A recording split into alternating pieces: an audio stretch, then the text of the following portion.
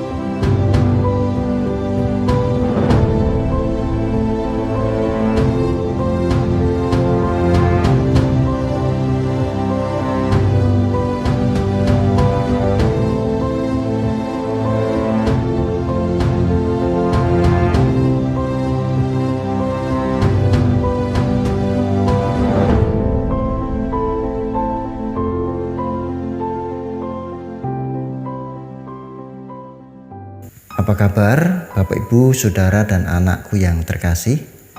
Saya senantiasa berdoa agar kita semua dalam kondisi sehat dan terberkati oleh Tuhan. Kita memasuki perenungan. Bapak Ibu, Saudara dan anak-anak yang terkasih, ada sebuah cerita demikian. Suatu hari, ada seorang guru agama SD memberi tugas pada murid-muridnya. Katanya, coba anak-anak tuliskan seperti apakah Tuhan menurut gambaran kalian. Mudahnya, anak-anak boleh melihat Tuhan sebagai Bapa, sebagai ayah, bapak atau sebagai papa. Nah, dikumpul minggu depan ya, ditulis dan nanti dibacakan.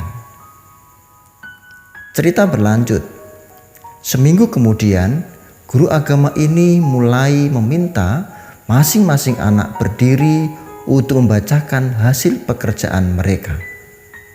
Beberapa menjawab, Tuhan itu seperti pilot yang mengemudikan arah kehidupan kita. Kebetulan ayahnya memang seorang pilot. Tuhan itu seperti dokter yang mampu menyembuhkan semua penyakit. Anak ini adalah anak seorang dokter. Tuhan itu seorang arsitek yang merancang bangunan kehidupan semesta. Tentu saja, karena ayahnya adalah seorang arsitek. Sang guru mendadak menghentikan murid-murid yang asik membacakan hasil pekerjaan rumah mereka. Mata sang guru tertuju pada seorang anak perempuan yang tampak lusuh, lesu, dan tertunduk. Namanya Minah. Maka sang guru pun menghampirinya dan berkata, Minah, menurutmu seperti apakah Tuhan itu? Minah berdiri perlahan, mengangkat kertasnya dan membaca pelan, tetapi mendalam. Katanya, karena ayahku adalah seorang pemungut sampah, saya kira Tuhan itu seperti pemungut sampah. Sontak kelas mulai ribut.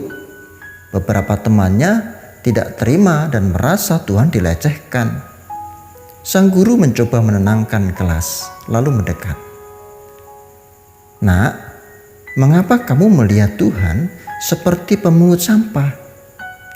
Tidak adakah penggambaran yang lebih berharga dari itu? Minah memberanikan dirinya untuk menatap sang guru dan berkata penuh dengan keyakinan, Minah adalah sampah itu, Bu. Dan Tuhan telah memungut Minah dari tempat sampah, mendaurnya menjadi benda yang lebih berharga. Sekarang ini Minah adalah anaknya, Bu. Saudaraku, dalam konteks ini cerita tadi, apa yang dikatakan Minah tidak salah. Apakah manusia itu suci sehingga menganggap dirinya terlalu berharga? Bukankah manusia itu sesungguhnya adalah pendosa? Pendosa tidak layak menempati surga. Mereka harus keluar dari Firdaus, bukan? Saya tidak sakit hati jika saya sebagai manusia diumpamakan seperti sampah dan Tuhan memungut saya dari pembuangan itu, dibersihkan, disucikan, dan dilayakkan. Saya malah bersyukur. Karena sejatinya kita adalah pendosa yang memerlukan pertolongan Tuhan, dipungut dari kegelapan untuk disucikan, dibawa ke dalam terang. Jika demikian, masihkah kita memegahkan diri, bahkan merasa tidak memerlukan Tuhan, hanya gara-gara kita memiliki kuasa, jabatan, dan kekayaan? Ayat 8 menekankan, bukan hasil usahamu. Kesucian bukan hasil usaha kemanusiaan kita, saudara. Bahkan pertobatan dan keselamatan yang kita miliki ini bukan semata-mata karena kecakapan kita atau kebaikan kita. Surga adalah milik para suci. Ketika bersedia jujur dalam keseharian kita, bukankah kita penuh dengan kesalahan? Kita tidak bisa suci tanpa pertolongan Tuhan, tanpa dipungut Tuhan dari tempat sampah kehidupan. Maka perhatikanlah bahwa kita yang telah mati dalam kuasa maut karena dosa telah dihidupkan. Ayat 5. Melalui karya agung Kristus Tuhan, kita dibebaskan dari maut itu. Karena Adam, semua manusia berdosa dan dalam kuasa maut. Tetapi karena Kristus, kita dibebaskan dari kuasa maut.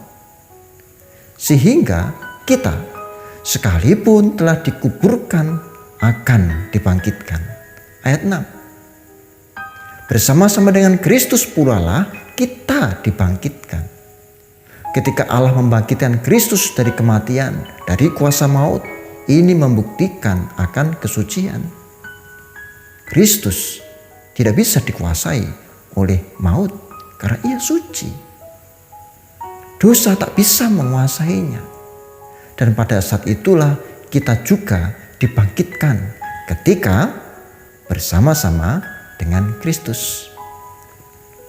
Jika demikian, saudara, ketika kita menjadi suci, itu bukan karena kehebatan kita.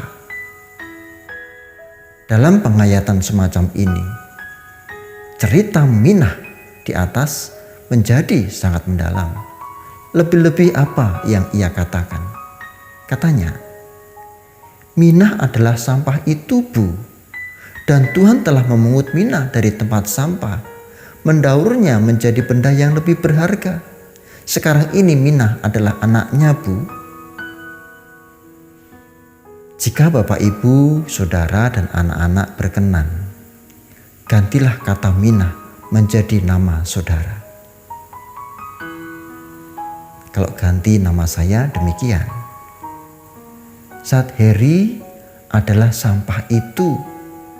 Dan Tuhan telah memungutnya, membersihkannya, mendaurnya menjadi lebih berharga.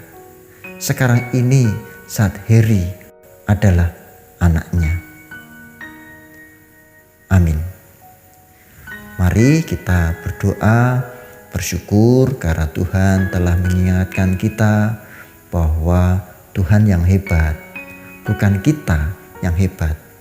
Maka di kondisi pandemi COVID-19 saat ini, baik kita berserah, kita memiliki kekuatan yang terbatas. Mari kita disiplin, kita menghargai orang lain, pakailah masker, rutinlah cuci tangan, dan mari kita berdoa. Tuhan yang kudus dan setia, kami bersyukur firman-Mu meskipun disampaikan secara sederhana, tetapi kami merasakannya begitu mendalam, tentu karena penyertaan Roh Kudus.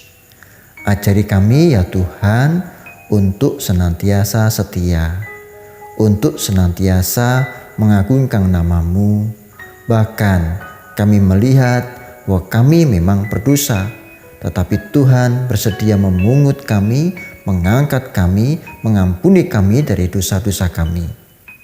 Tolonglah kami di tengah-tengah pandemi ini ya Tuhan.